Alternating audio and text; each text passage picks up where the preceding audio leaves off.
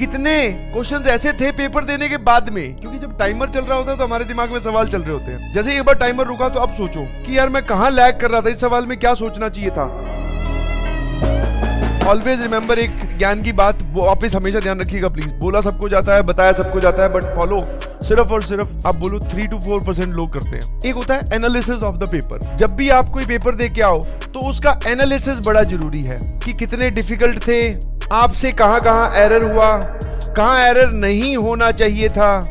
कोई क्वेश्चन अगर आपसे नहीं अटेम्प्ट हुआ तो उसके पीछे का कारण क्या है, आपने उसको पेपर में क्यों छोड़ा।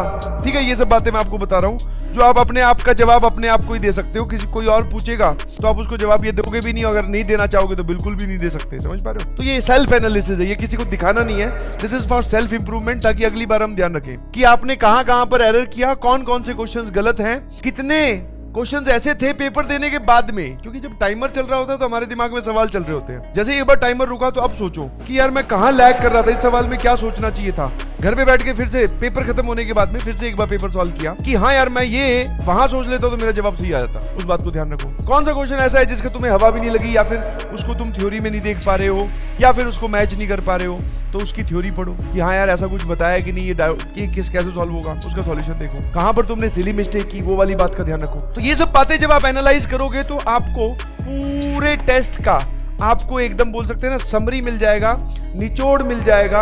आपको ये पता चल जाएगा कच्चा चिट्ठा कि आप पेपर में क्या करके आए हो। और ये कच्चा चिट्ठा जो होता है वही हमें बताता है कि आपने कहां प्लस माइनस किया है, आपकी कहां एरर हो रही है, तो इसको आप इंप्रूव कर सकते हैं। ठीक है, तो always remember this thing. Test देते ही 1 घंटे का टेस्ट है या 3 घंटे का टेस्ट है, जैसे ही वो टाइमर खत्म हुआ हम उससे डिटैच हो गए, हमारा उससे अब कोई लेना देना नहीं है, ये सब गलत बातें हैं जी।